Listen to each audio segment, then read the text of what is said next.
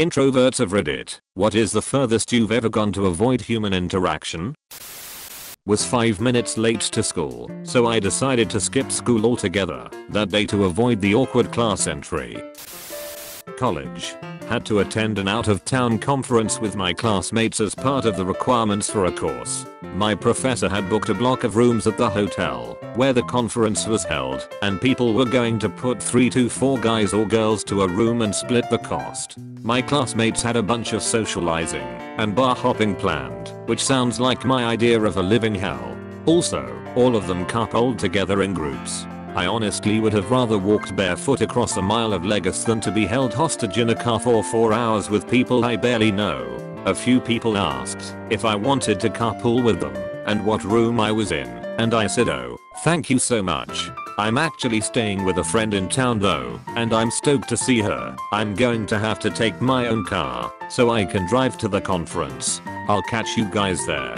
So I wouldn't come off as a weirdo. But I actually reserved a room at another hotel way across town, attended the bare minimum of the conference, and enjoyed as many coffee shops, art museums, downtown shopping trips, and nature trails as I could. Back when I had roommates I didn't know very well, I'd spend all day in my room without meals to avoid awkward pleasantries. Then I'd get really hungry, but the prospect of explaining why I'd spent all day in my room kept me inside. Then they'd text me and ask if I was okay, and I'd say yep, just keeping busy with some projects. And they'd ask if I'd eaten anything since they hadn't seen me, and I'd say yep, trust me, I'd never go without food. Then I'd wake up at midnight and steal my own food from the fridge. In high school I didn't have a car, so I walked home. I used to just fast walk to try to beat the crowd of people, but I just didn't want to deal with it anymore. So I would stay in the computer lab sometimes and ask my dad to pick me up a few hours later. So once the bell rang to go home, I would just stay in class since I had computers last. The teacher would forget I was in there / not even notice me, and then turn the lights off, lock the door, then leave. Honestly I didn't mind at all. I got to play video games by myself, and one time about an hour and a half later the janitor came in, and I guess I scared him. He turned the lights on and literally screamed when he saw me.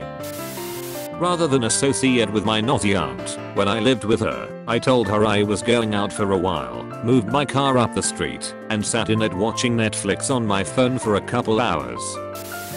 I went to an empty room and stood in the dark for 45 minutes to avoid a team bonding event.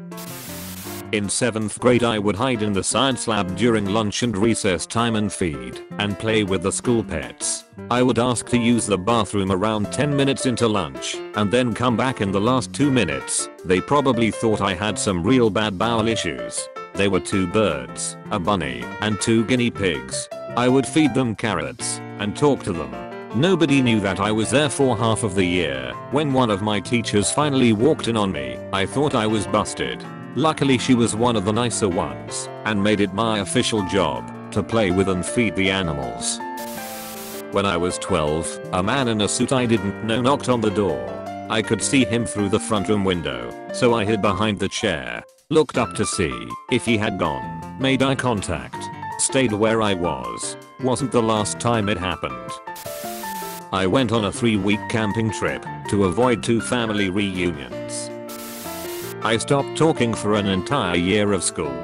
5th grade, to be precise. 6th grade, use a fatterfucks. Hey what's up guys? Friends, dude what the fuck? You can talk. I actually had this happen to me a few times.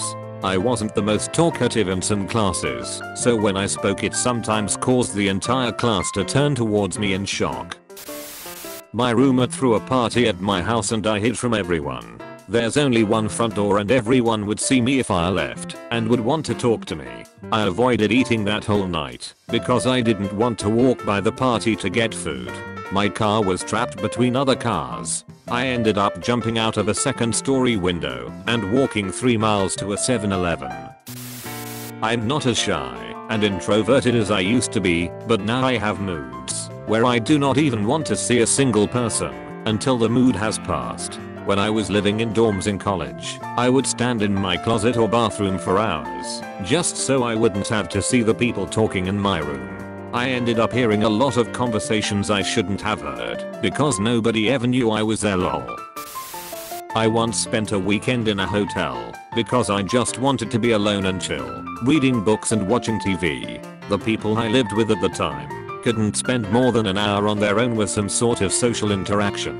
The roomie I have now is like-minded and we can go days without talking/seeing each other and it's great.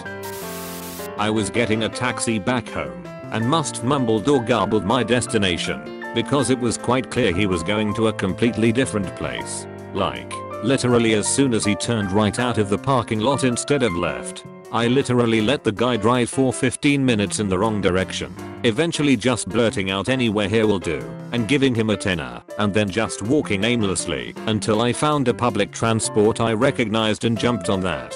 A 10 minimum cab drive turned into a nearly 2-hour journey home. For those curious and who live in Manchester, UK, I wanted to get a cab from Ashton to a Penshaw and ended up going to Oldham, getting a tram to the city centre and getting a train from there back home. Lived in a loft downtown on the 3rd floor. The amount of times I used the stairs in effort to not being trapped on an elevator with a stranger is too many to count. One time there was a family moving in.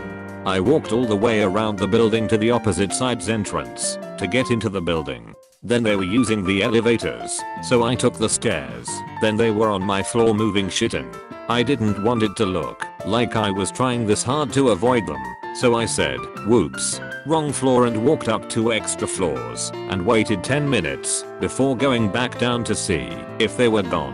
What should have taken me 5 minutes took me close to 30 to get in my apartment. That's when I realized I might have a problem. I never answer the door unless I'm expecting someone.